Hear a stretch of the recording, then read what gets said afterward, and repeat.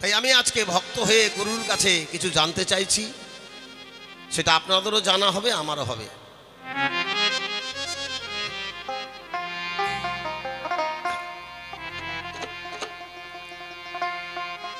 ভোলাম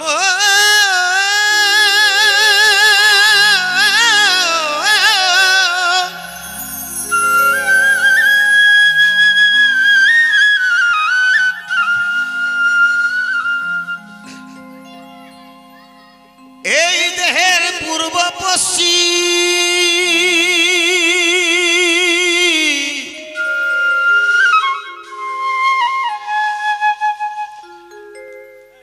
এই দেহের পূর্ব পশ্চিম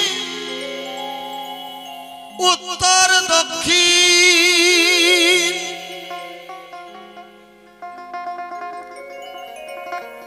দেহের পূর্ব পশ্চিম উত্তর দক্ষিণ বলো বলো কোনখানে হয় বৃন্দাবন বৃন্দাবন।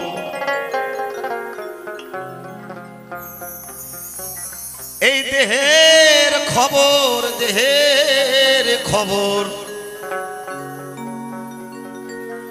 আজ বলো গুরুধন। আজ দেহের খবরটা নিব, তারপরে কারো খবর নেব।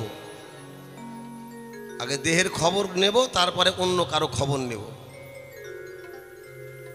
আমি যে মানুষ, আমার দেহের ভিতরে কে কোথায় কিভাবে বসবাস করছে, কিভাবে রয়েছে, এটা আমারও অজানা, আপনাদেরও অনেকেরই অজানা। তাই মহাজন কি বলছে শোনেন।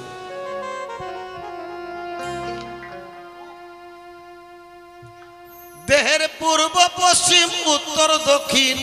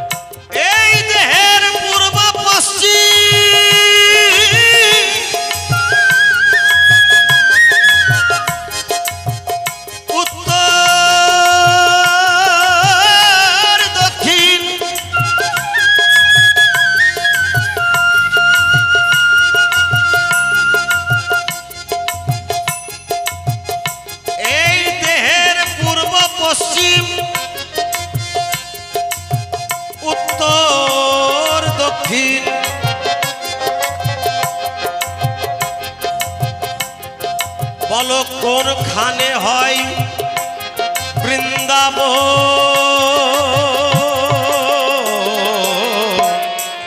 দেহের খবর বলো গুরুধন। দেহের খবর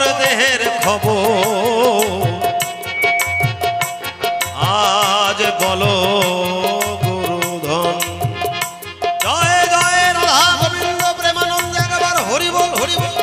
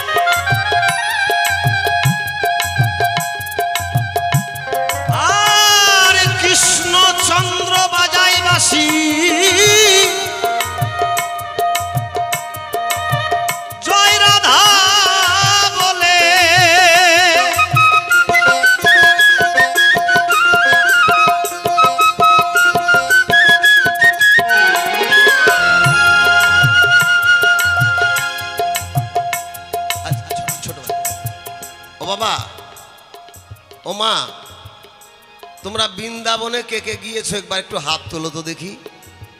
যারা বৃন্দাবন গেছো তারা হাত তুলবা। এই যে বাবা যা গেছে। তাহলে বৃন্দাবনে একটা নদী আছে যমুনা, না আছে না? তাহলে বৃন্দাবনে যমুনা নদী আছে। আমি জানতে চাই গোসাই একটু কৃপা করে বলবেন আমার দেহের মধ্যে যমুনা নদীটা কোথায় আছে? হ্যাঁ,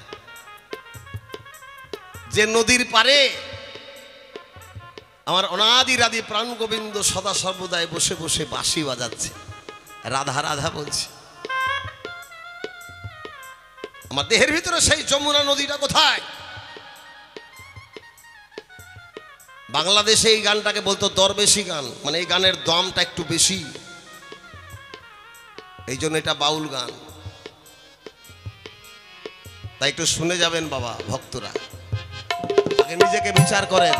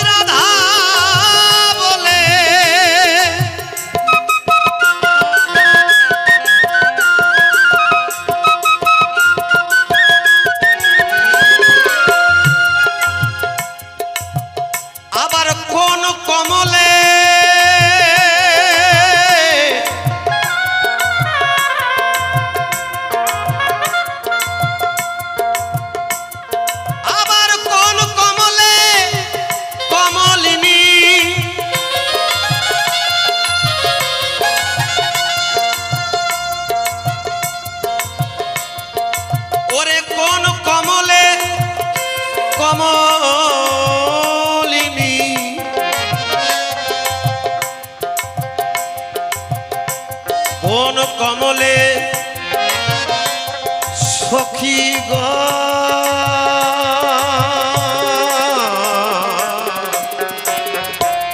আস্তে, কোনখানে ওই যমুনার কূলে কৃষ্ণচন্দ্র বাজাই বাঁশি জয় রাধা বলে, কোনখানে কমলিনী কোনখানে গোপীগণ, কোন কমলে গোপীগণ।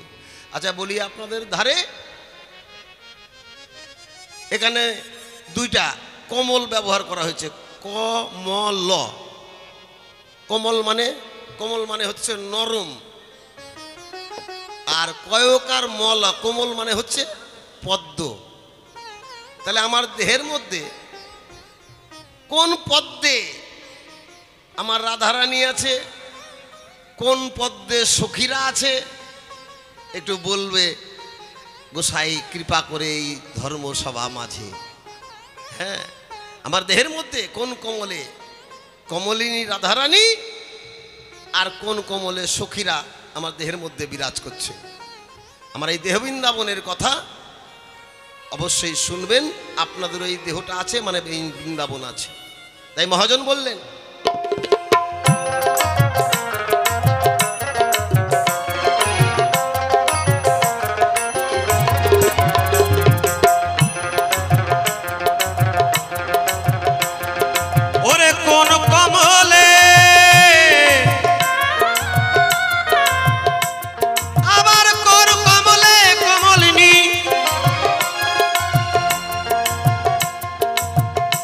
কোন কমলে সখী গো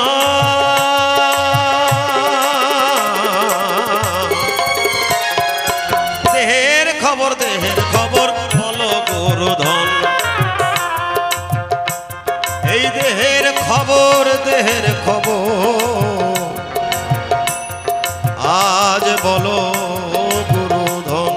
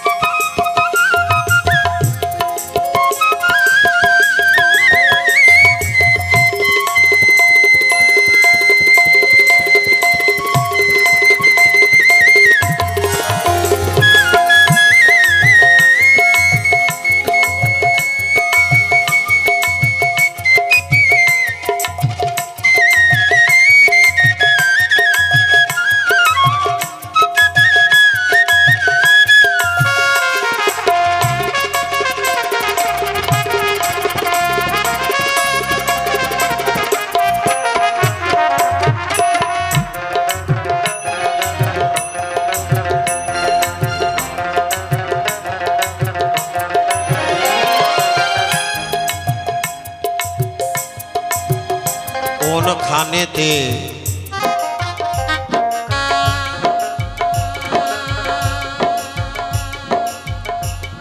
হয় গো মহারাজ,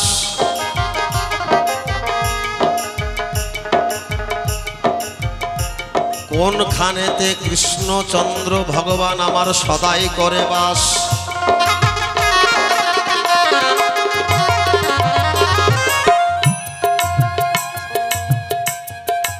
তাহলে রাস হয়, বৃন্দাবনে রাস হয়েছে, আমার দেহের মধ্যেও রাস হচ্ছে।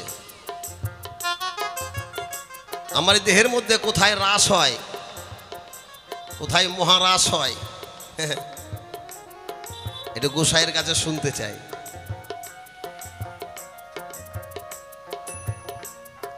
রাস তো হয়েছে, এটা ঠিক। এদিকে শাস্ত্রে বলছে বৃন্দাবনে রাস করে কোনজন, না জানে রাধা কৃষ্ণ, না জানে গোপীগণ। বৃন্দাবনে রাস হয়েছে ঠিক, রাধাও জানে না, কৃষ্ণও জানে না। তাহলে রাসটা কে করেছে? গোসাই একটু বলবে, তোমার ধারে আমার একটু জিজ্ঞাসা। রাধাও যদি না জানে, কৃষ্ণও যদি না জানে, তাহলে রাসটা কি করে হলো, কে করলো? আমার এই দেহের মধ্যে সদা সর্বদা রাস হচ্ছে। এই দেহের মধ্যে কোথায় রাস হয় তুমি একটু পরিষ্কার করে খুলে বলবে সভা মাঝে। জয় গুরু জয়। হ্যাঁ, তাই মহাজন বললেন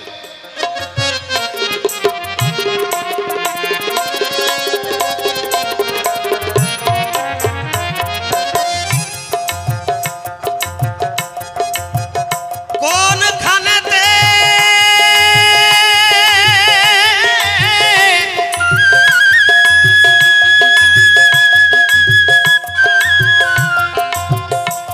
হয় গো মহারাজ,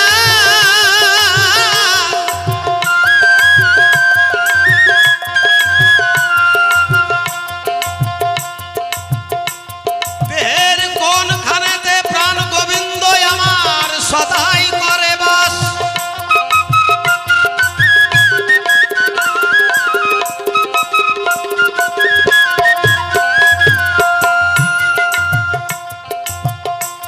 ভগবান শ্রীকৃষ্ণ সদা সর্বদাই দেহের মধ্যে আমার কোন জায়গাটায় আছে, সেই জায়গাটা কোথায় আজকে নির্বাচন করে দেখাতে হবে। এই জায়গায় আমরা জানি বৃন্দাবনে একটা ধাম আছে, যে ধামটার নাম হচ্ছে মথুরা।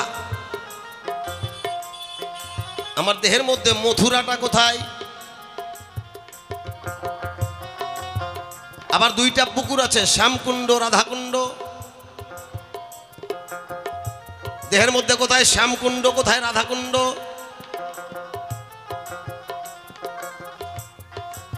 এটা আমার একটু জিজ্ঞাসার মধ্যেই পড়ল।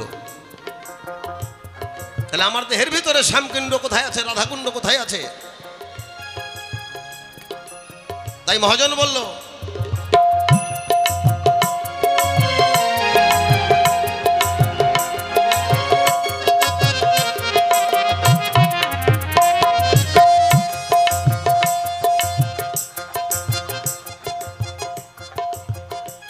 দেহের মঞ্জুরিগণ রয়েছে রয়েছে কোথায়?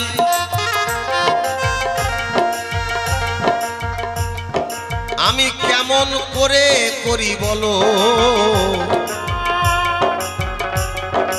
সেই মঞ্জুরি আশ্রয়।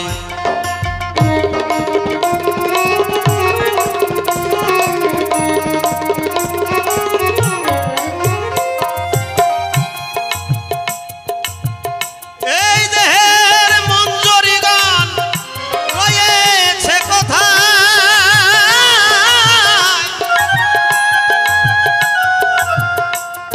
আমি কেমন করে করি বলে মঞ্জুরি আশ্রয়।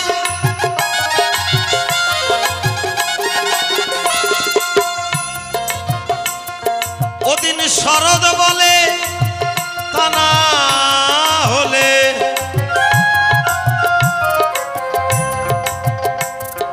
ওদিন শরৎ বলে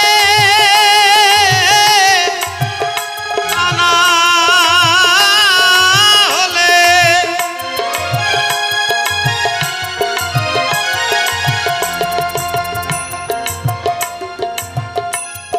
ওদিন শরৎ বলে তা না হলে আমার মানব জনম, আমার এই মানব জনম অকারো।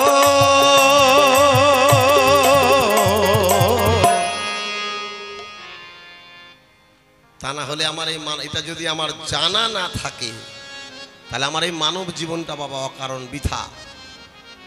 আগে জানতে হবে তাহলে আমার মানব জীবনে কত কি আমাদের এখনো বাকি রয়েছে। হ্যাঁ, আত্মতত্ত্ব না জানা থাকলে গুরু ভজন করেও কোনো লাভ হয় না। তাই মহাজন বললেন ওরে তা না হলে আমার এই মানব জনম। শরৎ বলে তা না হলে, শরৎ বলে তা না হলে আমার মানব জনম অকারো।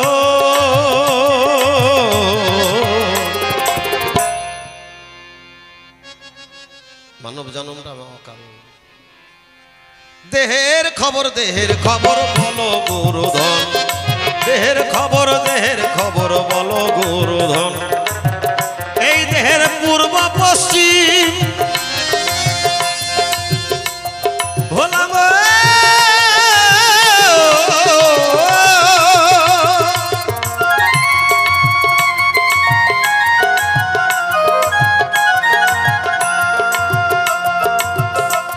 এই দেহের পূর্ব পশ্চিম উত্তর দক্ষিণ কোনখানে হয় বৃন্দাবন। দেহের খবর বলো গুরুধন, দেহের খবর বলো গুরুধন। দেহের খবর বলো গুরুধন, দেহের খবর বলো গুরুধন।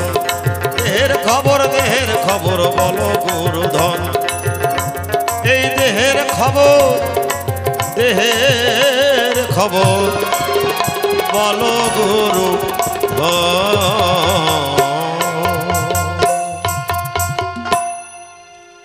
আমি বসে যাওয়ার আগে এখনকার মতো বসে যাওয়ার আগে একটা ছোট্ট কথা বলে আমাকে বসতে হবে। কারণ লাইনটা যেন ঠিক থাকে এই জন্য আমার কথাটা বলা। আস্তে কথাটা হচ্ছে কি, হ্যাঁ মানে এক গোসাই, বুঝলেন, আপনাদের ঠিক এই রকম কামাতের মতো একটা জায়গায় এসেছে। এসে গোসাই ওই গ্রাম থেকে দুটা শিষ্যকে নিয়েছে। একটা শিষ্যর নাম হচ্ছে গোপাল আর একটা শিষ্যের নাম হচ্ছে হারাধন। তো ওই দুই শিষ্যকে নিয়ে পাশের গ্রামে যাবে, 10 কিলোমিটার ফাঁকে।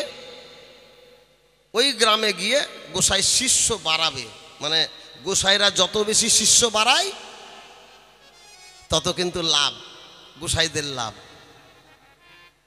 তো ওই গ্রাম থেকে দুটো শিষ্যকে নিয়ে একটা মহিষের গাড়ি ভাড়া করেছে। মহিষের গাড়ি চেনেন বাবা, দেখেছেন কোনোদিন? হ্যাঁ, মহিষে চালায়, গরুর গাড়ির মতোই ওটা মহিষ থাকবে। তো মোষের গাড়ি ভাড়া করে এক শিষ্যেরই আবার ওই মোষের গাড়িটা ছিল ওই হারাধনার গোপালের মধ্যে। তো এখন গোসাইকে মোষের গাড়িতে তুলে ওই পাশের গ্রামে 10 কিলোমিটার ফাঁকে যাবে, কিন্তু মোষের গাড়ি গরু গাড়ি যে রাস্তায় চলে ও রাস্তা কিন্তু ভালো পাওয়া যায় না, বুঝলেন, ভাঙাচোরা রাস্তা হয়, মাঠের মধ্যে দিয়ে হয়। তো গোসাই ওই মোষের গাড়িতে বসেছে, পোটলাটা মাথার কাছে দিয়ে, আর একজন শিষ্য চালাচ্ছে মোষের গাড়ি, আর এক শিষ্য বসে আছে।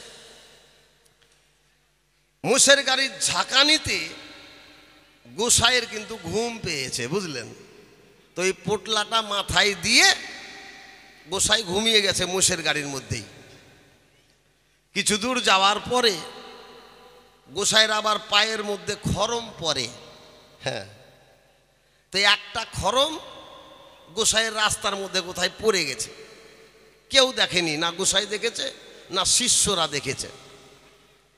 হট করে গোসাইয়ের আবার ঝাঁকানিতে ঘুম ভেঙেছে, দেখে একটা খরম নাই। তো গোসাই আবার ওই শিষ্যদেরকে জিজ্ঞাসা করছে, এই গোপাল, এ হারাধন, আমার খরম কোথায় গেল? শিষ্যরা বলে, গোসাই আপনার খরম তো আমরা দেখিনি, মনে হয় রাস্তায় কোথাও পড়ে গেছে গোসাই। গোসাইয়ের মনটায় দুঃখ হলো, ইস আমি বুড়া মানুষ, আর তোরা খরমটা হারিয়ে দিলি, কেউ লক্ষ্য করলি না, আমি এখন কি পায়ে দেব? বুড়া মানুষ, আমরা তো জুতাও পরতে পারি না খরম ছাড়া। এই বলে গোসাই ওদেরকে বলল, শোন, একটা জিনিস আমার হারিয়ে গেল, ক্ষতি করে দিলি তোরা, কিন্তু এর পরে যদি আবার মোষের গাড়ির থেকে যা যা পড়বে আমার আর ঘুম ভাঙাবি না। আমি যদি ঘুমিয়েও যাই, যা যা মোষের গাড়ির থেকে পড়বে তুলে আবার মাথার কাছে রেখে দিবি। ভালো কথা। কিছু দূর যাওয়ার পরে দুই শিষ্য, একজন চালাচ্ছে আর একজন বসে আছে। ওই যে বাম দিকের যে মহিষটা বাবা, ওই মহিষটা বাবা ল্যাজ খাড়া করছে। আচ্ছা, ল্যাজ খাড়া করলে কি দিবে একটু বোঝেন। আর এদিকে গোসাইও তো পোটলাই মাথায় দিয়ে ঘুমিয়ে গেছে মোষের গাড়িতে ঝাঁকানিতে। তো এক শিষ্য মনে মনে চিন্তা করেছে যে গোসাই তো বলে দিয়েছে যে মোষের গাড়ির থেকে যা যা পড়বে তুলে মাথার কাছে রাখবি। তো ওই শিষ্য লাফ দিয়ে নেমে মোষের বাবা পেছন দিকে হাত দিয়ে ধরেছে, বুঝলেন, হাতটা ধরেছে। তো মোষও বসান দিয়েছে, ওর হাতের উপরেই দিয়েছে। আর মোষের বাবা গোবর কিন্তু একটু পাতলা হয়, মনে কিছু করবেন না। হ্যাঁ, তো ওই মোষের গোবর তুলে শিষ্য ওই গুরুর মাথার কাছে রেখে দিয়েছে। 1.5-2 কিলো হবে আর কি। হ্যাঁ, এখন হট করে মোষের গোবরের গন্ধে গোসাইয়ের ঘুম ভেঙে গেছে। গোসাই কয়, এই গোবর্ধন, এই হারাধন, করেছিস কি? হ্যাঁ, এগুলো আমার মাথার কাছে জমা করেছিস কেন? বলে, গোসাই আপনি তো বললেন যে মোষের গাড়ির থেকে যা যা পড়বে তুলে মাথার কাছে রাখবি, তো এটা পড়ছিল তুলে রেখে দিয়েছি। গোসাই চিন্তা করলো, এরকম পাগল শিষ্য নিয়ে তো চলা মুশকিল। গোসাই বলে, থাম, দাঁড়া, আমার কাছে যা যা আছে আমি এবার একটা লিস্ট করে দিচ্ছি। হ্যাঁ, আস্তে, তো লিস্ট অনুসারে তুলবি। এরপরে যদি কিছু পড়ে যায় লিস্ট আগে দেখবি, যে লিস্টের ভিতরে যদি থাকে তাহলে তুলবি, আর লিস্টের ভেতরে যদি না থাকে তাহলে তুলবি না। দিয়ে এত বড় একটা লিস্ট করেছে গোসাই। গোসাইয়ের চশমা, ঘড়ি, কাপড় ধরি, যা কিছু ছিল, মালা ঝোলা, সব কিছু একটা লিস্টের মধ্যে করে দিল। দিয়ে শিষ্যদের হাতে লিস্টটা ধরিয়ে দিয়েছে যে এরপরে এই লিস্ট দেখে দেখে তুলবি। গোসাই লিস্টটা নিয়ে, গোসাইয়ের কাছ থেকে লিস্ট নিয়ে এই হারাধন আর গোবর্ধন দুইজনা কি করেছে, কোমরের মধ্যে গুজে নিয়েছে। আবার মোষের গাড়ি যাই যাই যাই, গোসাই আবার ঘুমিয়ে পড়েছে। কিন্তু মোষের একটা স্বভাব আছে কি, যে কোনো জায়গায় যদি মোষ জল দেখতে পায়, মোষ কিন্তু বাবা জলের পোকা, সারাদিন ধরে জলে থাকতে পারে মোষ। একটা কাদো ভরা পুকুর, বুঝলেন, চারিদিকে কাদা আর মাঝখানে একটু জল, আর ওই গরমে মোষেরও বাবা একটু জল পিপাসা পেয়ে গেছে আর কি। জল দেখে মোষগুলো আর সহ্য করতে পারেনি, গোসাইকে নিয়ে শিষ্য দুজনাকে নিয়ে হরমর হরমর করে মোষের গাড়ি ওই কাদার মধ্যে গিয়ে জলের মধ্যে নেমে গেছে। মোষ গাড়িটা উল্টে গেছে কাদার ভিতরে, গোসাইও আবার কাদার মধ্যে পড়ে গেছে, শিষ্যরাও পড়েছে, গোসাইও পড়ে গেছে, আর মোষ তো জলের ভিতরে। এখন গোসাই হট করে ঘুমের ঘরে পড়েছে, তো গোসাই এখন চিৎকার করে, এই হারাধন আমাকে তোল, এই গোবর্ধন আমাকে তোল। তো শিষ্যরা কয়, দাঁড়ান দাঁড়ান গোসাই, থামেন, আগে দেখি লিস্টের ভিতরে আপনার নামটা আছে কি নাই। হ্যাঁ, তো লিস্ট পড়ে বলছে, গোসাই আপনার নামটা তো লিস্টের ভিতরে নাই, আপনাকে তো তোলা যাবে না। কথাটা কেন বললাম জানেন? কেন বলছি? তার একটা কারণ আছে। কারণটা হচ্ছে, আমি যে গোসাইয়ের কাছে জিজ্ঞাসাগুলো করলাম, ওগুলো যেন লিস্টের ভিতরে থাকে, লিস্টের বাইরে আমি কিছু শুনবো না, নাকি কি বলেন? যা থাকবে লিস্টের ভেতরেই থাক। জয় গুরু জয়। তাই প্রথমবারে আমি বসে যাব, আমার ভক্তবৃন্দ সকলকে বাহু তুলে একবার রাধা গোবিন্দের নামে প্রাণ ভরে একটু উলুধ্বনি সবাই দেবেন, কেউ ফাঁকি দেবেন না। হরিবল হরিবল হরিবল হরিবল।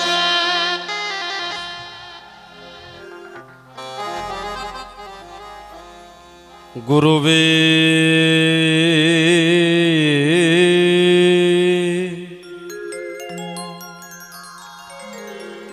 গৌরচন্দ্রায় রাধিকায় তদালয়ে কৃষ্ণ কৃষ্ণ কৃষ্ণ ভক্তায় তদভক্তায় নমো নমো।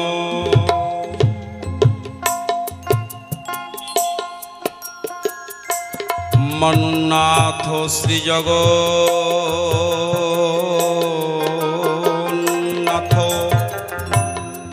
মদগুরু শ্রী জগদ্গুরু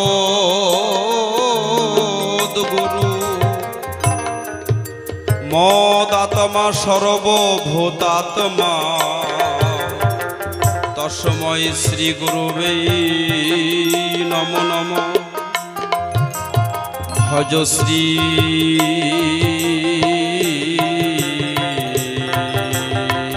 কৃষ্ণ চৈতন্য নিত্যানন্দ সহোদিত গৌর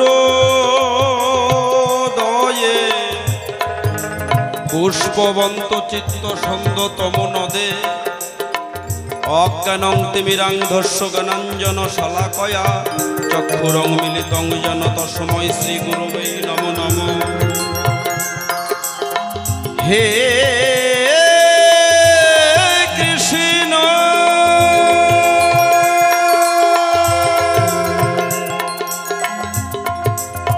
করুণা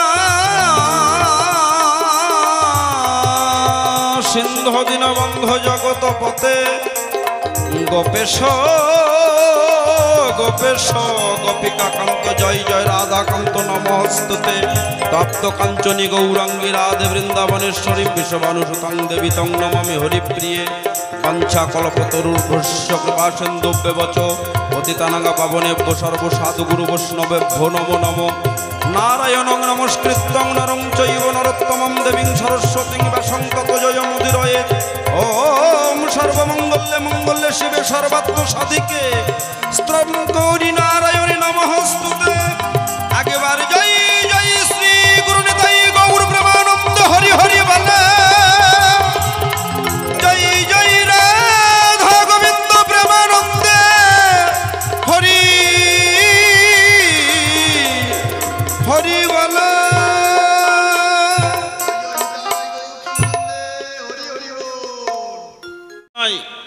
নাই সাধন নাই ভজন, আমি একজন অজ্ঞ মূঢ়মতি অভাজন।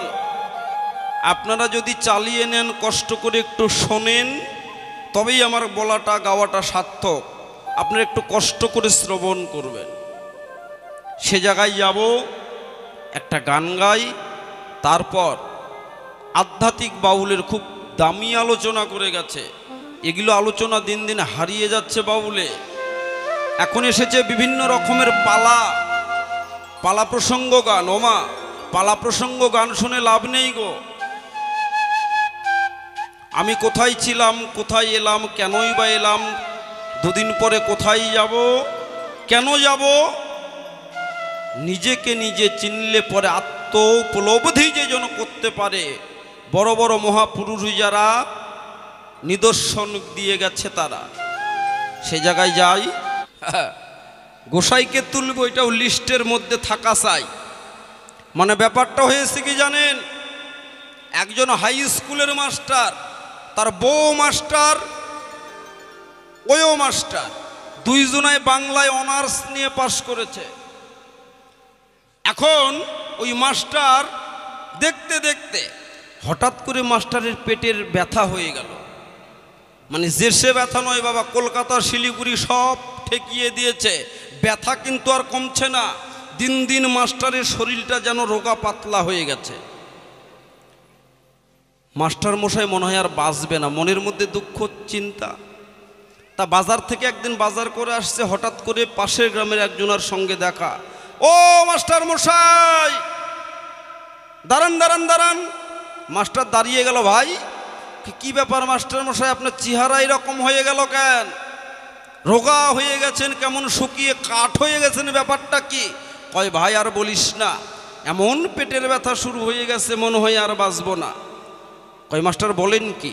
তবে আমি একটা সমাধান দিতে পারি। কয় কি? কয় অমুক জায়গায় যাবেন, এখান থেকে মোটামুটি 40 কিলোমিটার দূরে একজন কবিরাজ আছে, নাম হলো মদন কবিরাজ। ওই মদন কবিরাজের বাড়ি যাবেন, 1 ডোজ ওষুধ খেলে আপনার পেটের ব্যথা ভালো হয়ে যাবে চিরতরের জন্যে। ও তাই নাকি? মাস্টার মনের আনন্দে ব্যাধি ভালো হবে, চলল মদন কবিরাজের বাড়ি। কবিরাজের বাড়ি গিয়ে, ও কবিরাজ মশাই বাড়ি আছেন নাকি? কবিরাজ মশাই। মদন কবিরাজ বেরিয়ে এলো ঘর থেকে। কে আপনি? আপনাকে তো চিনলাম না। কে? আমাকে চিনবেন না, এখান থেকে 40 কিলোমিটার দূরে আমি একজন মাস্টার। আপনার কি হয়েছে? কয় এইরকম ব্যাপার। ও চিন্তা করবেন না, সকালবেলা ভোরবেলা উঠবেন বিছানা থেকে, পায়খানা পেশাব করে মুখ টুক ভালো করে ধুয়ে বাসি পেটে কণ্টক ওরি ভিজা জল খাবেন। একদিন খেলে পেটের ব্যথা ভালো হয়ে যাবে। মাস্টার এইটা শুনে বাড়ি চলে আসলো। এখন বাড়ির কাছে এসেই গেছে, আর 2 কিলোমিটার বাকি, তাহলেই বাড়ির মধ্যে পৌঁছে যাবে। এমন সময় মনে হলো মাস্টারের, আচ্ছা কবিরাজ আমাকে কণ্টকরি ভিজা জল খেতে বলল, কণ্টকরিটা কি? এইটাই তো চিনি না।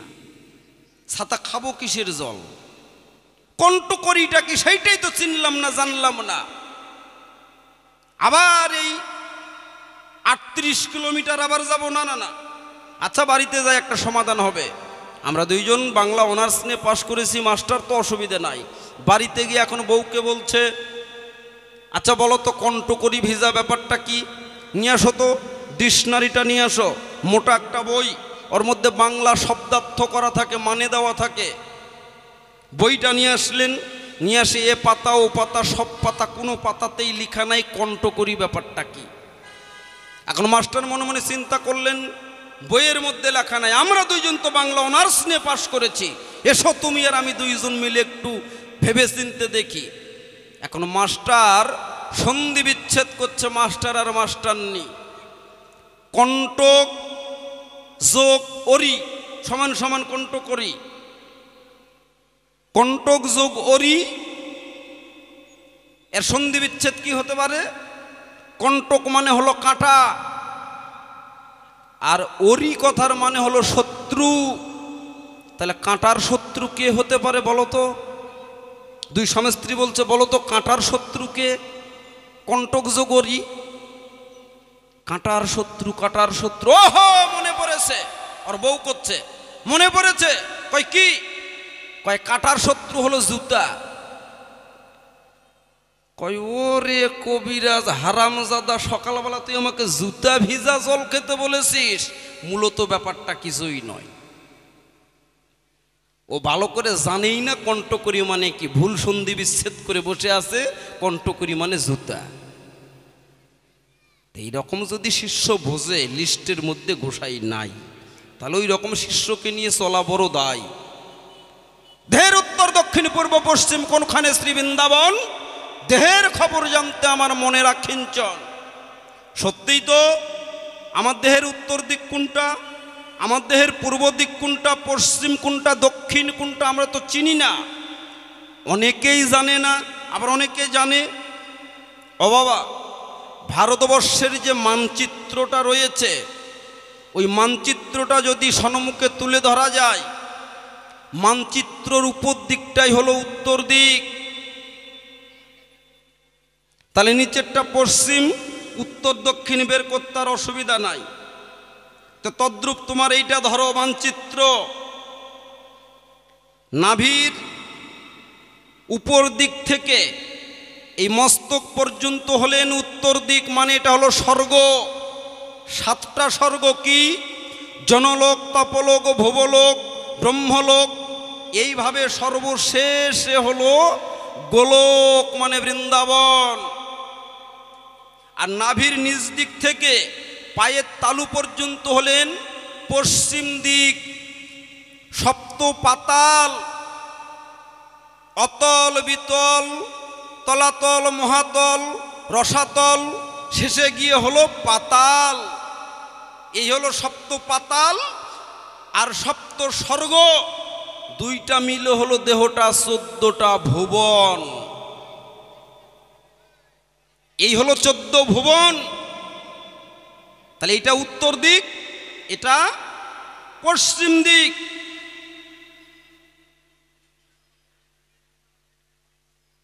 উত্তর, দক্ষিণ, আর এইটা হলো পশ্চিম, এইটা হলো পূর্ব। তাহলে উপর দিকটা উত্তর দিক, নিচটা দক্ষিণ দিক, পূর্ব পশ্চিম বের করতে আর অসুবিধে হচ্ছে না। এর মধ্যে বৃন্দাবনটা কোথায়, বৃন্দাবন কোন জায়গাটা, বৃন্দাবন কেমন করে যাওয়া যায়, কিসে চড়ে বৃন্দাবন যাবে? হাজার হাজার যাত্রী এখন বৃন্দাবনে যাচ্ছে। কেউ প্লেনে যাচ্ছে, কেউ ট্রেনে যাচ্ছে, কেউ বাসে করে যাচ্ছে, তাই না বাবা? আপনাদের এখান থেকে যায় কি যায় না? আমাদের ওখান থেকে বৎসরে অন্তত নাই নাই করে 1500 গাড়ি যায় বৃন্দাবনে। 18 দিন, 1 মাস এইভাবে বৃন্দাবন যাত্রীদেরকে বিভিন্ন জায়গা ঘুরে নিয়ে বেড়ায়। তুমি বৃন্দাবন যাবে কিসে করে? আমি যে দেহ বৃন্দাবনে যাব, গরুর গাড়িতে, মোটর সাইকেলে, বাসে, ট্রেনে, এরোপ্লেনে? হ্যাঁ, উড়োজাহাজে চড়ে বৃন্দাবনে যাওয়া যায়। দেহ বৃন্দাবন উড়োজাহাজ। কোন উড়োজাহাজ?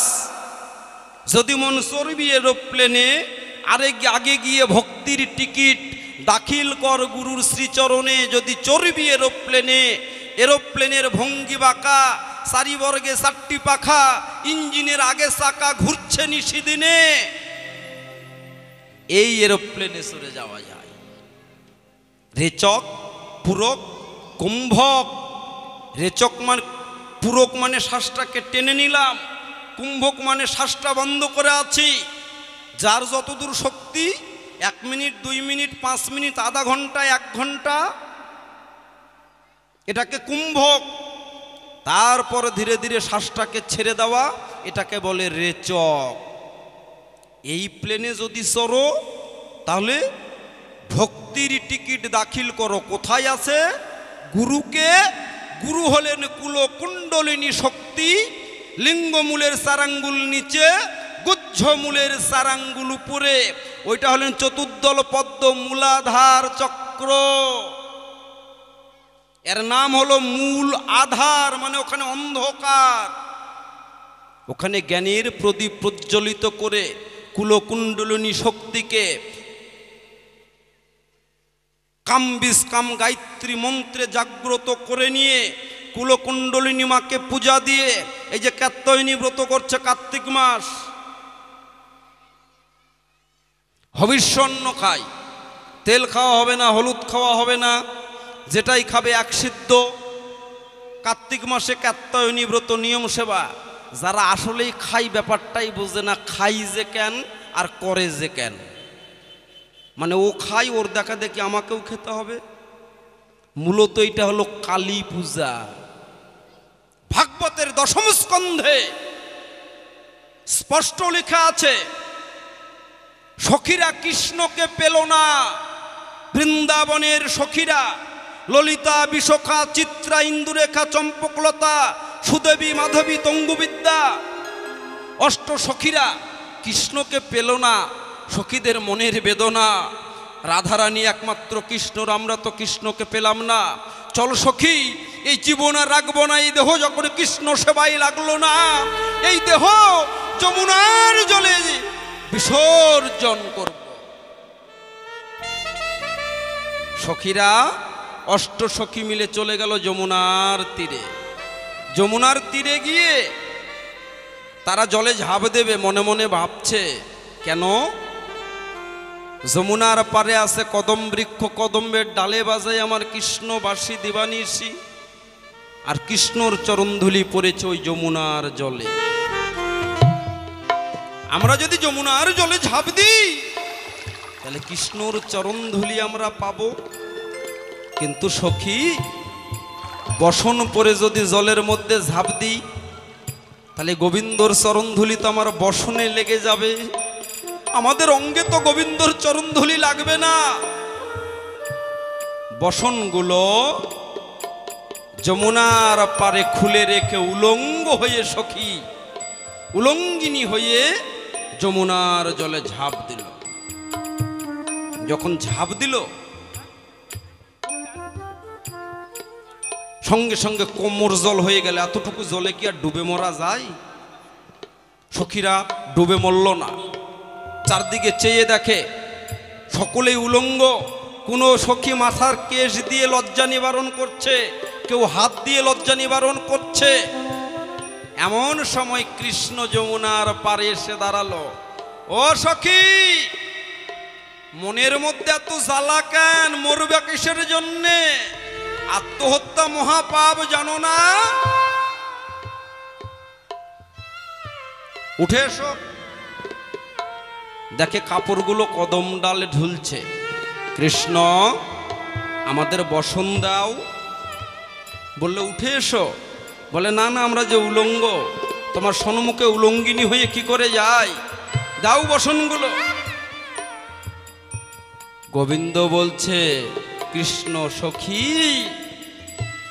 এই জন্যেই এতদিন তোমরা আমাকে পাও নাই। আমি যে ভবপারের পারঘাটার মাঝি, এই বিশ্ব ব্রহ্মাণ্ডের যত জীব আছে সমস্ত জীবকে আমি ভবপার করে দিই। শেষের বেলায় যদি তুমি ভব নদীর পারঘাটায় গিয়ে দাঁড়াবে, সেদিন কয়খানা কাপড় সঙ্গে নিয়ে যাবে? ভবে এসেছো ল্যাংটা, যাবার দিন যাবেও তুমি ল্যাংটা। আমি সেই ঘাটের মাঝি, বলো কয়টা কাপড় সঙ্গে এনেছো? এই যে কিছুক্ষণ আগে তোমরা বললে আমি নাকি যমুনার জলে আছি, তোমরা উলঙ্গ হয়ে নেমেছো। আমি যদি যমুনার জলে থাকি তাহলে তো তোমাদের উলঙ্গ রূপটা আমি জলের থেকেই দেখি। আমি স্বয়ং কৃষ্ণ দাঁড়িয়ে আছি, উঠে এসো। এই জন্য এতদিন তোমরা আমার কৃপা পাও নাই। সখীরা বলছে, কৃষ্ণ তোমার কৃপা কি তাহলে পাবো না? বললো হ্যাঁ পাবে। আগত কার্তিক মাসে 1 মাস ধরে কাত্যায়নী ব্রত করবে, মানে যোগমায়া যোগেশ্বরীর সাধন করো। ভোরবেলা করে যমুনার জলে এসে স্নান করে এই যমুনার নদীর বালি দিয়ে একটা কালী মূর্তি তৈরি করবে, কাত্যায়নী মূর্তি। কাত্যায়নী মূর্তি তৈরি করে এই কাত্যায়নী কালী পূজা করবে। 1 মাস ধরে কালী পূজা করে যদি কাত্যায়নী মা অর্থাৎ মা কালী যদি তোমাদের পূজায় সেবায় সন্তুষ্ট হয়, কথা দিলাম তারপরেই হবে রাস পূর্ণিমা, আগত পূর্ণিমায় হবে রাস, তোমাদেরকে নিয়ে করব রাস, পুরাবো মনের আশ। বলুন কয়জনা কাত্যায়নী ব্রত করে কি এইরকম? খালি হবিষ্যন্ন বাড়িতে বসে খাবো হয়ে গেল, আসল জায়গায় মুসুল নাই, ঢেকির ঘরে চান্দা টাঙ্গাইয়ে বসে আছি।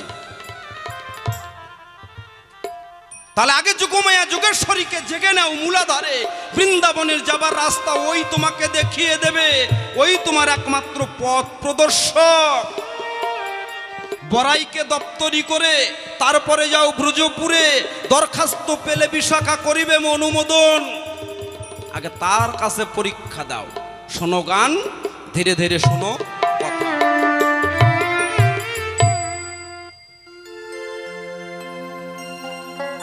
এই হৃদয় নববৃন্দাবনে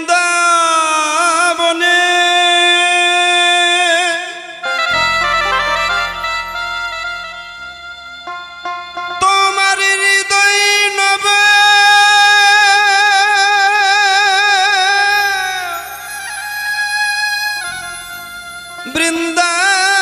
বৃন্দাবনে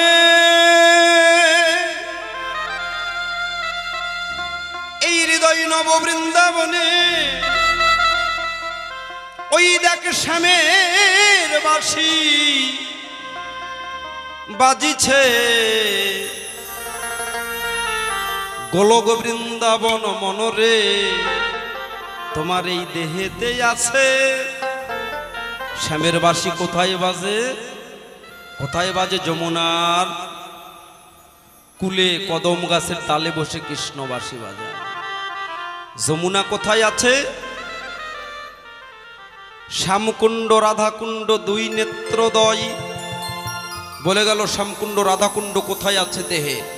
আমার বাম দিকটা হলো রাধাকুণ্ড আর ডান চক্ষুটা হলো শ্যামকুণ্ড। অমা তোমরা বৃন্দাবনে যেতে পারবে না, শ্যামকুণ্ডে রাধাকুণ্ডে স্নান হবে না, তাহলে কি পাপ থেকে মুক্তি পাবো না মা? বাড়িতে বসে নিত্য নিত্য শ্যামকুণ্ডে রাধাকুণ্ডে স্নান করা যায়। যে রকম সাধু সঙ্গ হচ্ছে, কৃষ্ণ কথা হরি কথা ভাগবত কথা শুনতে শুনতে কারো দুই নয়নে যদি একবার বই প্রেমের জল, তখন বদন ভরে বলে হরি বল হরি বল হরি বল। নিত্য নিত্য বাড়িতে বসে শ্যামকুণ্ডে রাধাকুণ্ডের স্নানের হয় ফল, বৃন্দাবন যেতে হবে না। তাহলে শ্যামকুণ্ড রাধাকুণ্ড দুই নেত্রদয়, কালিন্দ্রী যমুনা নাসিকাতে বয়। এইটা হলো গঙ্গা, পূর্ব দিক গঙ্গা, পশ্চিম দিক বাম দিক নাসিকা যমুনা, মাঝখানে আছে সুষমনা সরস্বতী। এই গঙ্গা যমুনা সরস্বতী এক জায়গায় গিয়ে মিলিত হয়েছে। আপনারা এলাহাবাদ কুম্ভ মেলায় গিয়েছিলেন? গত বছর যে মহাযোগ ছিল, 100 বছর পরে যে যোগ, ওই যোগ দেখে লাভ আছে? আমার দেহের মধ্যে যোগ কবে উদয় হচ্ছে, আমার দেহের মধ্যে যোগ কোন দিন, ওই যোগে যদি তোমার দেহের মধ্যে ত্রিবেণীতে স্নান করতে পারো, তাহলে নাসিকাতে গঙ্গা যমুনা সরস্বতী, ঠিক এই যমুনার কুলে কদম গাছে বসে বাঁশি বাজায়। কদম কয়দম 21,600 বার শ্বাস প্রশ্বাস 24 ঘন্টায় মানব দেহে সুস্থ শরীরে আসে যায়। এই দমের ঘরেই বসে কৃষ্ণ নাসিকাতে বাঁশি বাজায়। নাসা মূলে বাজে বাঁশি, কর্ণমূলে শোনা যায়। যার সোনার কান সে শুনতে পায়, যার সোনার কান নয় সে শুনতে পায় না। এখনো বৃন্দাবনে বাঁশি বাজে। ভবা পাগলা গান লিখেছে, হ্যাঁ বাঁশি বাজে, আমি শুনতে পাচ্ছি না, আমি পাপী, আমার কান মরা কান, এই মরা কান দিয়ে তো কৃষ্ণের বাঁশি শোনা যাবে না। যেদিন বাঁশি বাজা বন্ধ হয়ে যাবে সেদিন শ্মশান ঘাটে নিয়ে গিয়ে বল হরি বল হরি বল বলে দেহটা আগুনে পুড়ে ছাই করে দেবে। তাহলে এখনো বৃন্দাবনে বাঁশি বাজে, যেদিন বাজা বন্ধ হবে সেদিন আমি আর নাই। তাহলে নাসামূলে বাজে বাঁশি, কর্ণমূলে শোনা যায়, যার শোনার কান সে শুনতে পায়। কি বলে বাঁশি বাজায়? জয় রাধা বলে। কেন বৃন্দাবনে এত কেউ থাকতে রাধা কেন? রয়াকারে রাধ, হয়াকারে ধা, রাধা। এইটাকে উল্টালে লিখলে কি হয়? ধয়াকারে ধা, রয়াকারে রা, ধারা, ধারা রাধা, রাধা ধারা। এই যে তিনটি ধারা, যার মধ্যে নিম্নগতি ধারা বয়, এই ধারাকে উল্টালেই হয় রাধা। যারা উজানের রতি জানে তারা রাধা তত্ত্ব চেনে। হৃদয় নব বৃন্দাবনে তোমার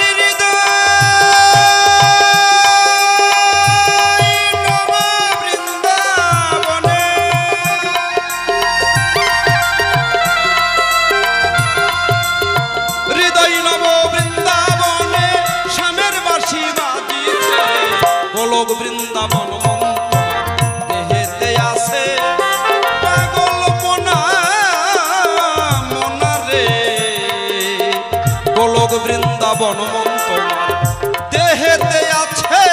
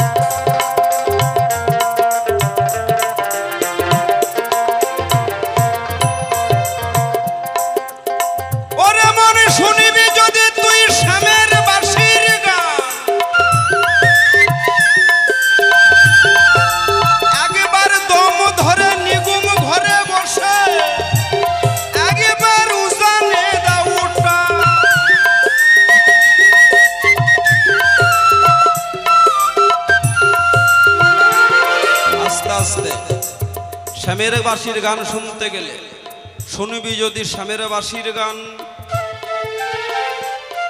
দমকে ধরে নিগুম ঘরে বসে উজানে দাও টান। দেহের মধ্যে 5টা বায়ু, 49টা বায়ু, 49 বায়ুর মধ্যে 5 বায়ু প্রধান। প্রাণ অপান সমান উদ্যান ব্যান, এই হলো পঞ্চবায়ু। প্রাণবায়ু কোথায় থাকে? নাসিকায়। অপান বায়ু গুহ্যমূলে, ব্যানবায়ু রক্তের শিরায় শিরায় চলে।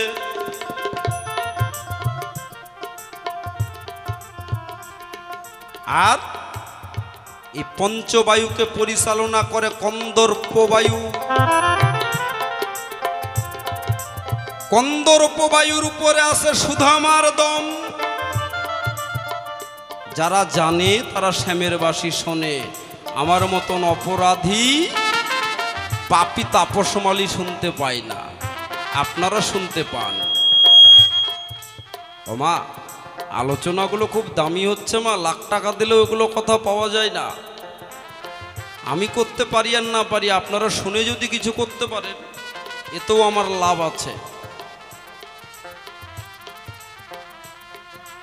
ওরে মনে শুনিবি যদি শ্যামের বাঁশির গান,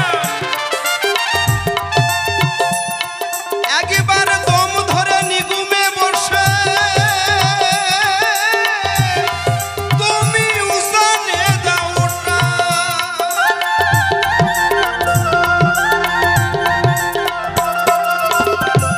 তখন তোমার যমুনার জল বইবে উজান।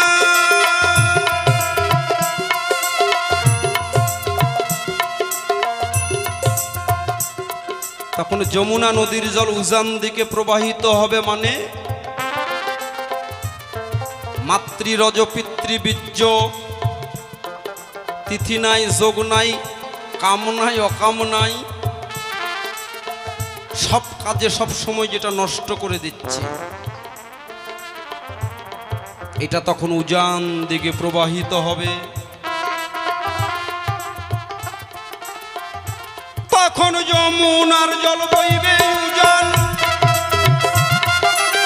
যমুনার জল বইবে উজান, শ্যাম কালা চাঁদ কদম গাছে, গোলক বৃন্দাবন মন দেহেতে আছে, পাগল মনুয়া মনরে মনরে, গোলক বৃন্দাবন মন তোমার এই দেহেতে আছে।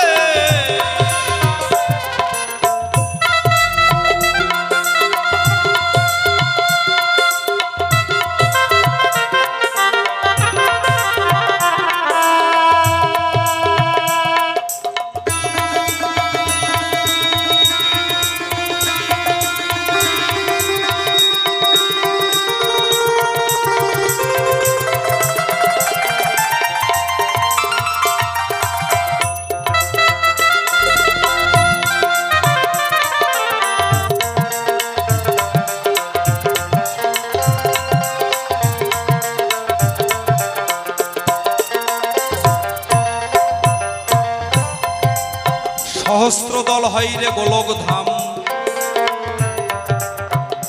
উজ্জ্বল রসে উজ্জ্বল পদ্মে তোমার আছে রাধে শ্যাম।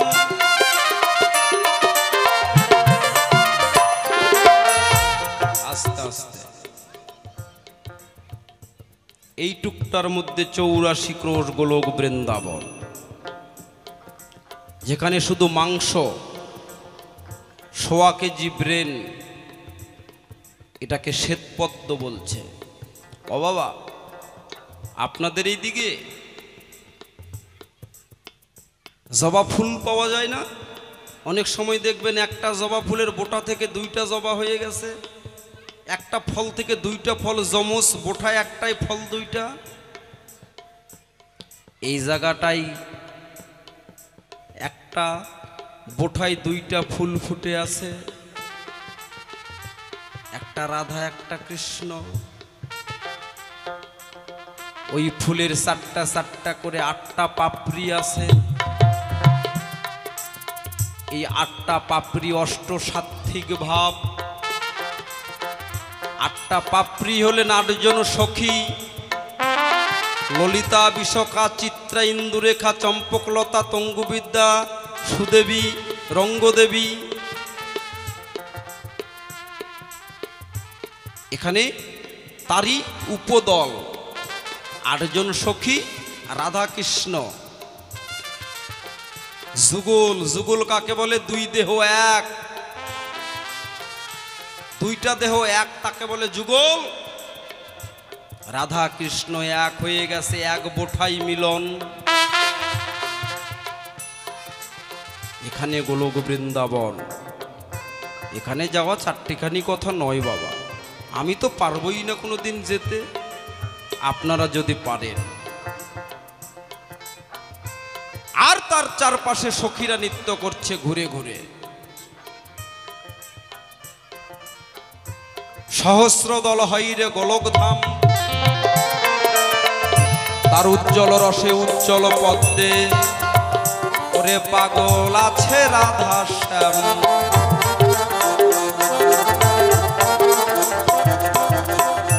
তখন সেই কমলের অষ্টদলে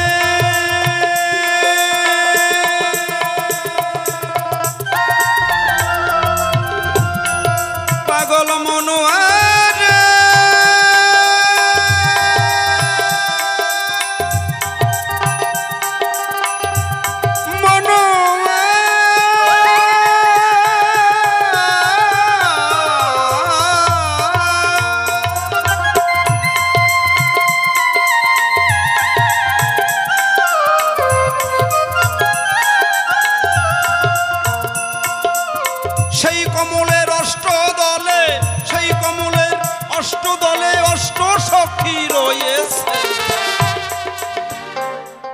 গোলক বৃন্দাবন মন তোমার দেহেতে আছে, এই গোলক বৃন্দাবন মন তোমার দেহেতে আছে। জয় জয় রাধা কৃষ্ণ প্রেমানন্দে, হরি বল হরি বল হরি বল।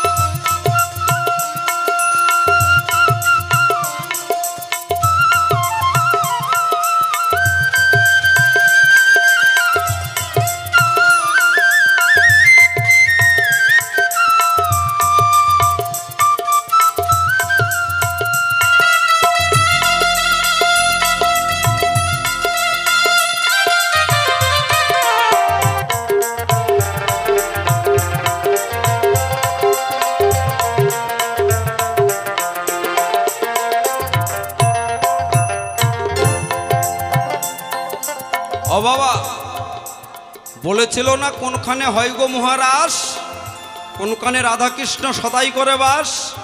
রাধাকৃষ্ণ এই জায়গায় বিরাজ করছে। রাস মহারাস, পূর্ণ রাস আর ভাঙ্গা রাস। এক দাদা ভাই 20 টাকা করেছে দান, আমার দেবার মতো কিছু নেই। তোমরাই পারলে পরে একটু আমাকে আশীর্বাদ করো, এমনিভাবে যেন সাধু সঙ্গ করতে পারি, কৃষ্ণ কথা যেন বলতে পারি।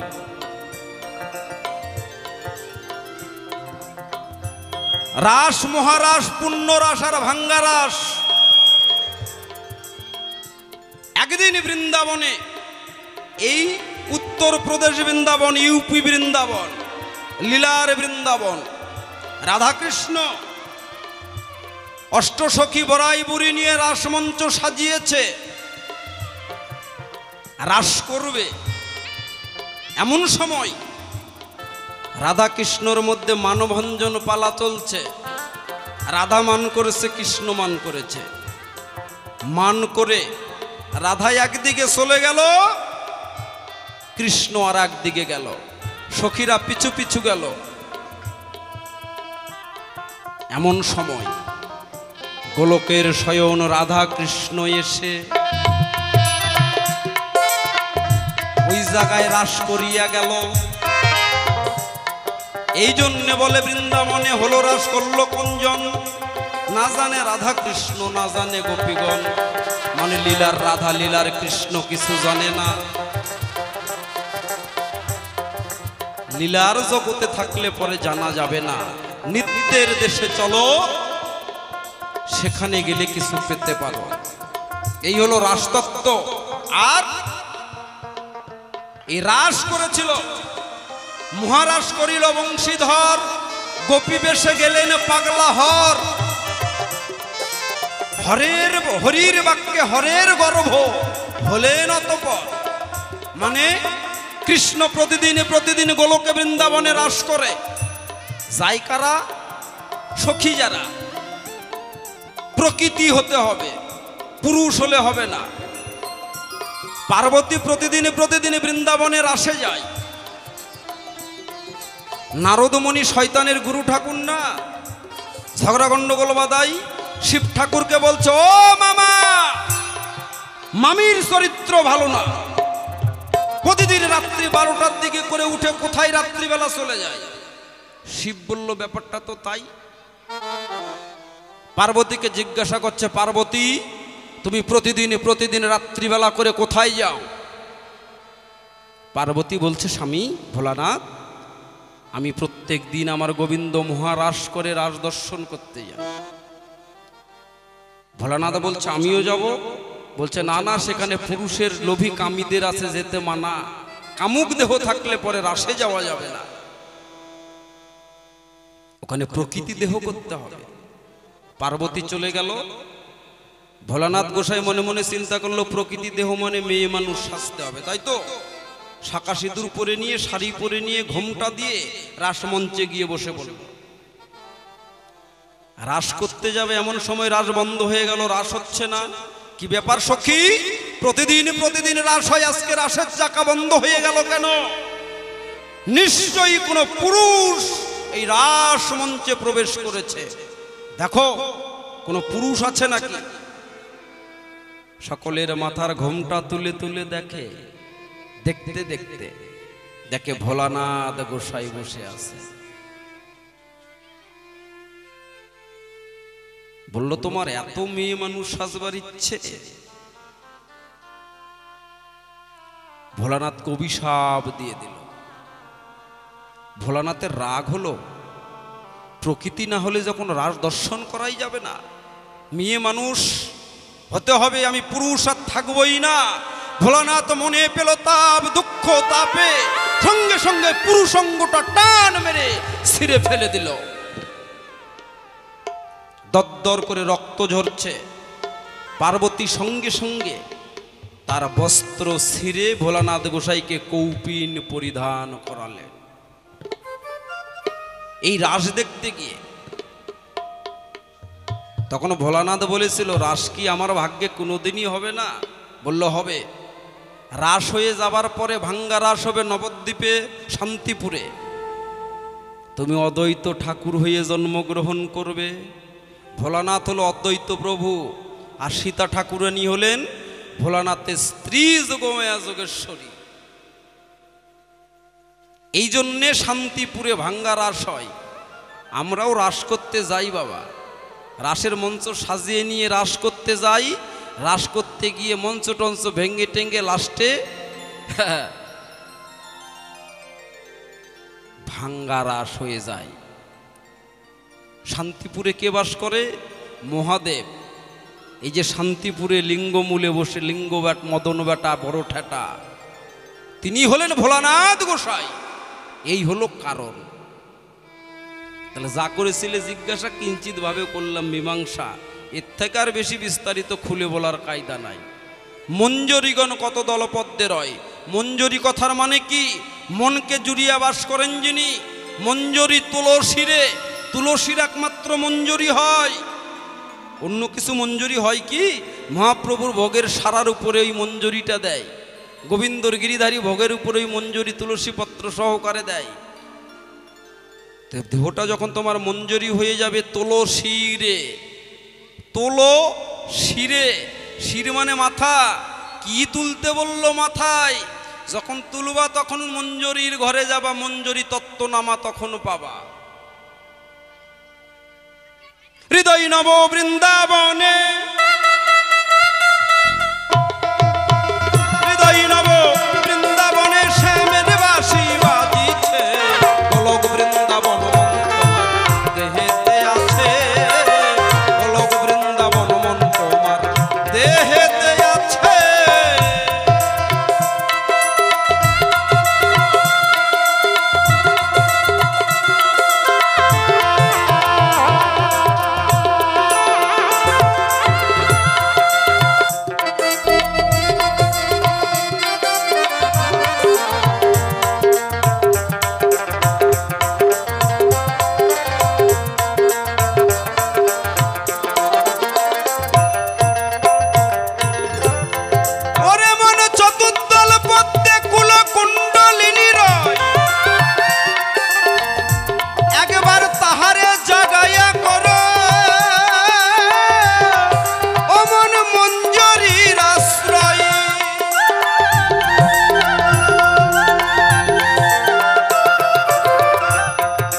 শরদ বলে তা না হলে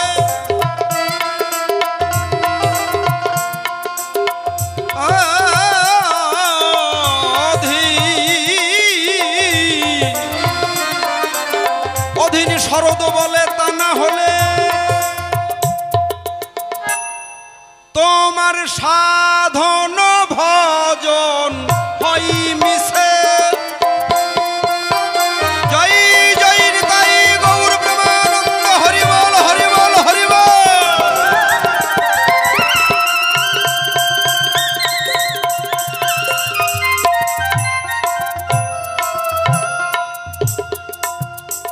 জয়গুরু, এই পর্যন্তই রাখি। আমার শিষ্যদ্বয়কে ডাকি, শিষ্য মহাশয়, যাবার আগে তোমার কাছে আমার দুটো জিনিস জানার আছে। বলেছ শিষ্য ভক্ত,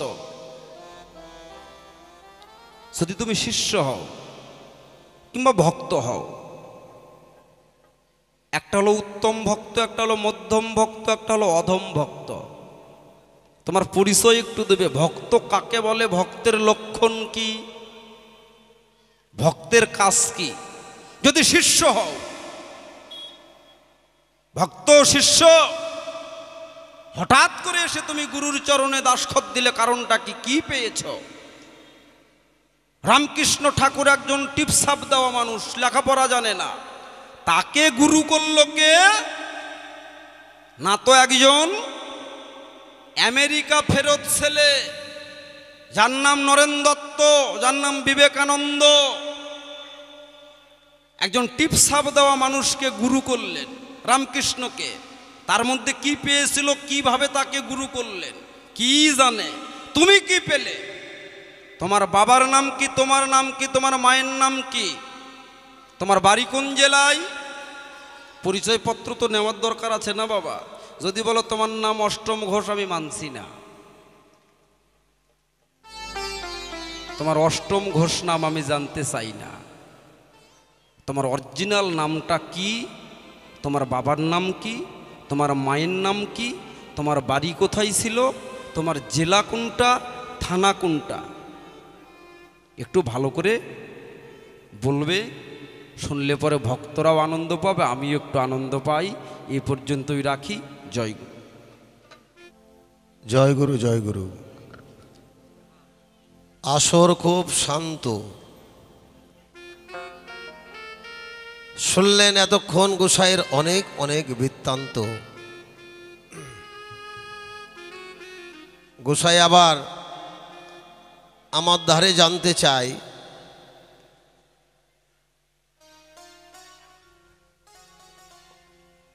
উত্তম, অধম আর মধ্যম, এই তিন প্রকারের ভক্ত, তার মধ্যে আমি কোন ভক্ত? বাহ! তা আমার যতটুকু জানা, সংসারে তিন প্রকার নয়, চার প্রকারের ভক্ত হয়।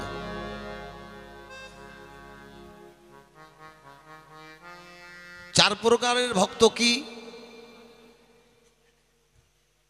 একটা হয় আর্থভক্ত, একটা হয় অর্থাতি ভক্ত, একটা হয় জিজ্ঞাসু ভক্ত, আর একটা হয় জ্ঞানী ভক্ত। এই কয়েকটা ভক্তের মধ্যে আমি কোনোটার মধ্যেই পড়ি না। আর্থভক্তের লক্ষণ কেমন? যারা আর্থভক্ত, সংসারে যারা বিপদে পড়ে ভগবানকে ডাকে, তারা হচ্ছে সংসারে আর্থভক্ত।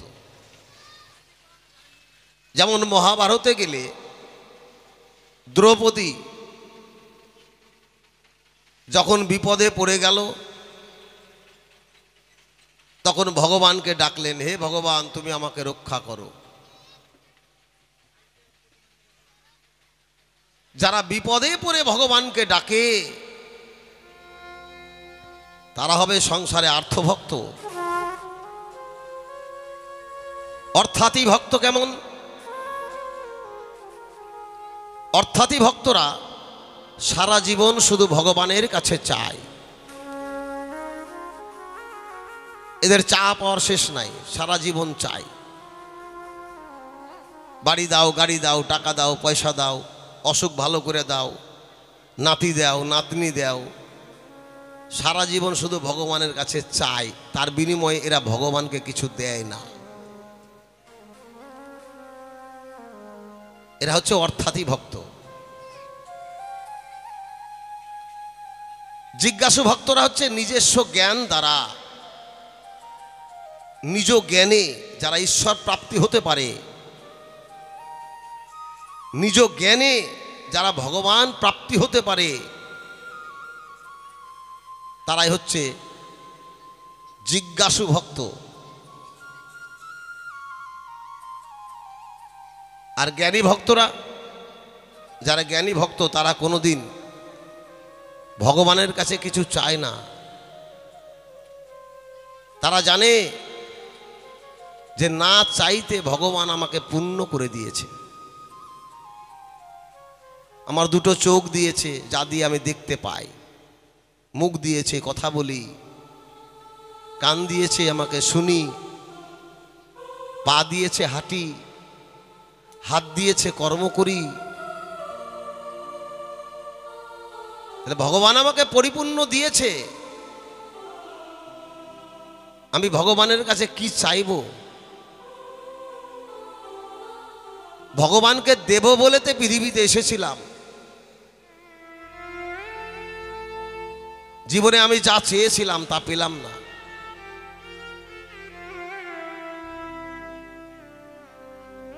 তুমি আমার নাম জিজ্ঞাসা করেছো, আমার নাম অষ্টম ঘোষ। এটা আমার আসল নাম নয়। এই নামটা শুধু আমার নয়, তোমার, সবার। সবার একটা নাম আছে। সেটা কি? আমি যখন পিতার মস্তকে ছিলাম, সেখানে আমার ঠিকানা ছিল।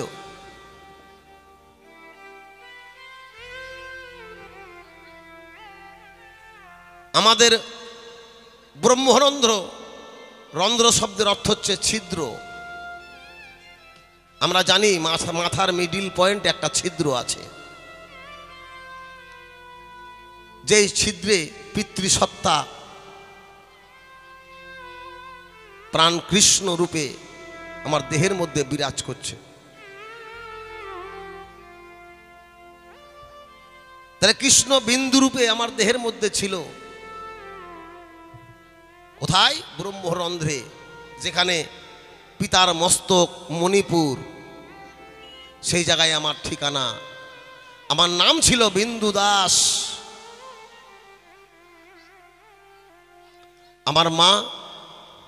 আমার মায়ের নাম ছিল রজবতী।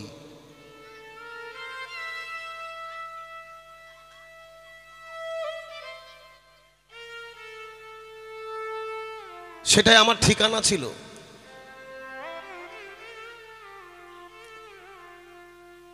তাই গোসাই শোনো, আবার আমি যাব তোমার কাছে। আমার আরো কিছু জিজ্ঞাসা থাকবে, চিন্তা নাই। যাই হোক, আজকে গোসাইয়ের কাছে পাশে দাঁড়িয়ে দুই একটা কথা আরো জিজ্ঞাসা করে যায়, পাশাপাশি দাঁড়িয়ে।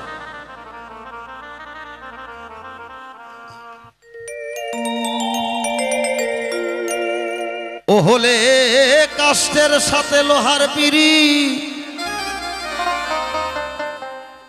জলে ভাসে দুজনা।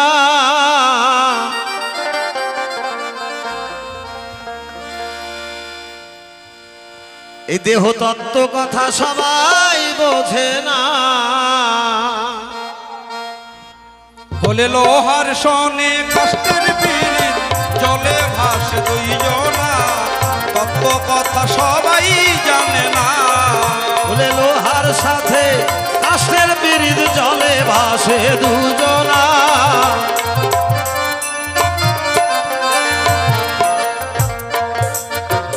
আর বাকি বা জানার ইচ্ছা তোমার আছে, তাই ছোট্ট করে জিজ্ঞাসা করো এ ধর্ম সবাই। ওরে যাহাই আমার জানা যে রই, যাহাই আমার জানা যে রই, গোপন কিন্তু করব না। কৃষ্ণ প্রেম তত্ত্ব কথা সবাই বোঝে না। শোনো শোনো শোনো গোসাই, তোমারে জানাই, বৃন্দাবনে নাকি 3 রঙের জরদ সাদা ফুল ফুটে ভাই। বেশ বেশ, কোন ফুলে রাধা কৃষ্ণ সে কথা করো বর্ণনা। কৃষ্ণ প্রেম সকলেই জানে না। যেমন লোহার সনে কাষ্ঠের পিড়ি, জলে ভাসে দুইজনা। কৃষ্ণ প্রেম সকলেই জানে। নিত্য নিত্য বৃন্দাবনে তিন কালারের ফুল ফুটেছে, তাই লাল নীল আর সাদা ফুল। ওগো মিথ্যা কথা নয়। কখন ফোটে এই ফুল? 12 বৎসর পরে এই ফুল ফোটে মানব দেহে, তাই 3 দিন এই ফুল ফোটে ভাই, মিথ্যা কথা নয়।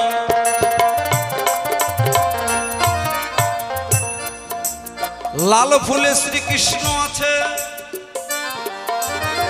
সাদা ফুলে শ্রীমতী রাধা রয়, নীল ফুলেতে আমার বলরাম দাদা জগৎ মেতেছে সদাই।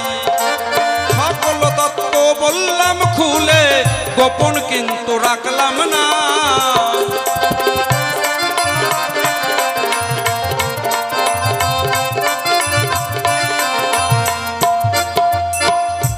এহার সঙ্গে গোসাইয়ের ধারে আমার আর এক কথা রবে। বেশ বেশ, পরিষ্কার করে সাধু বাজারে গোসাই খুলিয়া বলিবে। এই হলো ফুলের কথা, এবার ফলের কথায় যাই। বেশ বেশ, কোন ফল? সেই ফলের রসিক মাতে মিথ্যা কথা নয়। কেমন করে রসিক মাতে করো তুমি বর্ণনা? হরি বল হরি বল হরি বল।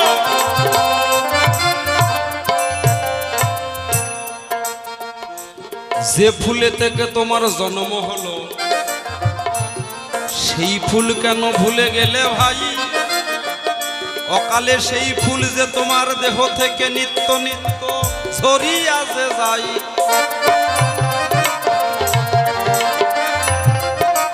ও বাবা ও মা, ভোরবেলা করে সাজি হাতে পরার বাগানে ফুল চুরি করে আনি, সেই ফুল দিয়ে পূজা করি আমি কৃষ্ণ নীলমণি। ওই ফুলে গোবিন্দ সুখী নয়। বোটা সারা রক্ত জবা, খুঁজলেই আপন দেহে পাবা। তারে পূজা করলে ধন্য হবা, জমযাতনা তোমার যাবে দূরে। এই ফুলে গোবিন্দ পূজা। যে ফুল থেকে আমার জন্ম, জগতের সকলের জন্ম ওই ফুলের। ফল কি? ফল দুইটা, কাম ফল আর প্রেম ফল। সাধারণ জীব জগতে যারাই আছে কামে মত্ত রয়, রসিক কিন্তু রসিক শেখর ওই প্রেমে নিয়েছে আশ্রয়। আচ্ছা গোসাই, আচ্ছা, পূজা করবো রাধা গোবিন্দের আমি, তাই না? তাই তো। তাহলে পূজা করতে গেলে আমার কাছে কি আছে?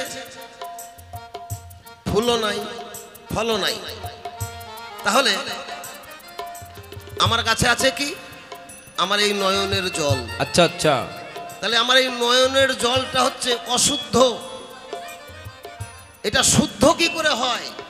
কি করলে নয়ন জল শুদ্ধ হবে? বেশ বেশ, আমি জানতে চাই গোবিন্দের চরণে কেমন করে সেই জল দিতে ওগো হয়। সেই কথা তুমি সব আমায় খুলে বলো না। দেহতত্ত্ব কথা সবাই বোঝে না।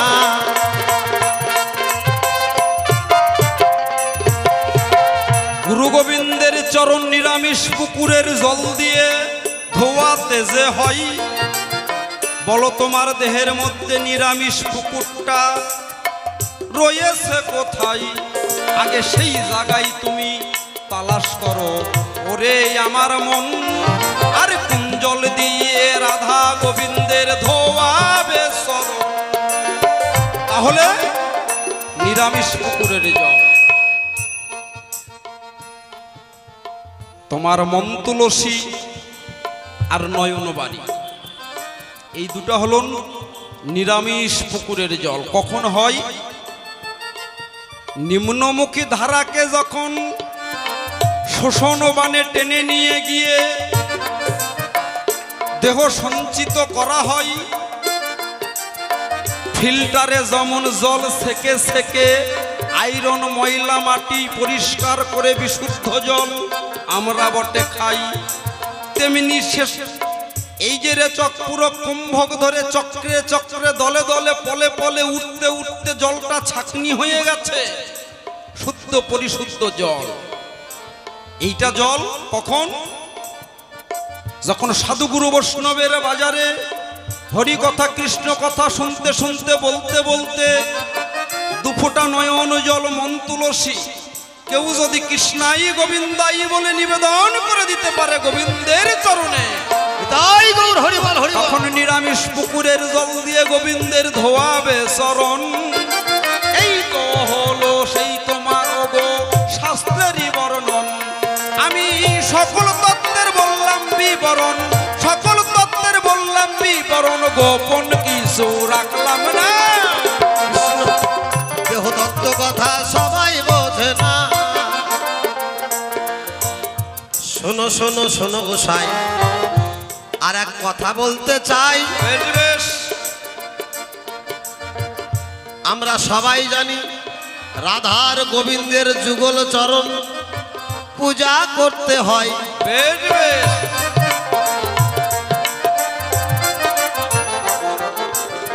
তবে রাধার দুই চরণ, কৃষ্ণের দুই চরণ, বেশ বেশ, এইখানেতে চারটি চরণ হলো। কেমন করে দুই চরণ হয় গোসাই? কোন চরণে পূজা দিব বলো? বেশ বেশ বেশ, সে কথা তুমি খুলে বলো, দুঃখে মনে করো না। কৃষ্ণ প্রেম সকলেই জানে না, তত্ত্ব কথা সবাই বোঝে না। শোনো, এই যুগল চরণে পূজা দিতে গেলে তোমাকে তো আগেই বলেছি, এক বোঠা থেকে দুইটি ফল। মানে আপনারা শিবের মূর্তি দেখেছেন, আপনাদের এদিকে কি ওই মূর্তি পূজা হয়? একটা শিব ঠাকুর, মানে অর্ধেকটা বাম দিকটা পার্বতী, ডান দিকটা ভোলানাথ। মূর্তি একটাই, পা দুটো, হাত দুটো, অর্ধেকটা পার্বতী অর্ধেকটা ভোলানাথ। রাধা কৃষ্ণেরও তেমনি এক অঙ্গে দুই অঙ্গে এক অঙ্গ আছে। একটা ছবিতে দেখা যায়, দেখবে রাধা কৃষ্ণ আর রাধার আর কৃষ্ণের ডান চরণ বাম চরণ নাভির কাছে এসে জোড়া হয়েছে বাবা।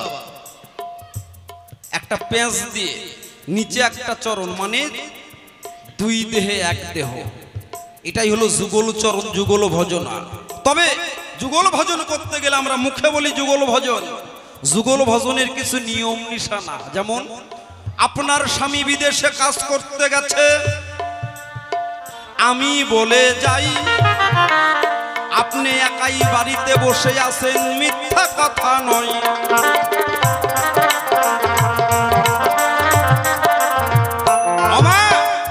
তুমি বাড়িতে একা আছো, তোমার স্বামী দিল্লিতে কাজ করতে গেছে। আজকে রাত্রিবেলা দিল্লিতে তোমার স্বামীর গায়ে জ্বর এসেছে, এই কামাত সম্বলপুরে তোমার গাও যদি গরম হয়, কিংবা আজকে রাত্রে দিল্লিতে তোমার স্বামী নিশি যুগে যে স্বপ্ন দর্শন করেছে, এখানে রাত্রিতে বিছানায় শুয়ে থেকে তুমি যদি ওই স্বপ্ন দর্শন করতে পারো, মানে দুই জনা এক হয়ে গেছে, দুই জনার মনে এক, একেই কই যুগল ভজন। যুগল হয়ে যুগল ভজ, এবার যুগল হয়ে যুগল ভজ, কারণ আমি বললাম কি না, তত্ত্ব কথা সবাই বোঝে না। লোহার সাথে কাষ্ঠের পিরিত জলে ভাসে দুজনা। দেহ তত্ত্ব কথা সবাই বোঝে না। গোসাইয়ের কথা শুনে আমার মনে আনন্দ হলো। বেশি কথায় আসর মধ্যে আর বাড়ানোর দরকার নাই, বলি সবাই ভালো। তবে দেখতে দেখতে পরবর্তী শিল্পী গো এসে গেল, তাই আর অধিক সময় আমাদের দুর্জনার বলার দরকার নাই। আর পরবর্তী শিল্পী এখনই দেখো আসরে আসবে, আর সুন্দর সুন্দর গান শুনিয়ে আপনাদের আনন্দ যে দেবে। তাই বেশ বেশি কথা বলে সময় নষ্ট করবার দরকার নাই, অল্পের মধ্যেই কাব্যগ্রন্থ আমরা ক্ষান্ত করিয়া যাই। আসর মাঝে বসে আছে আমার যত ভক্তবৃন্দ, কৃপা করে দেবেন আপনাদের সেই চরণ আরবিন্দ।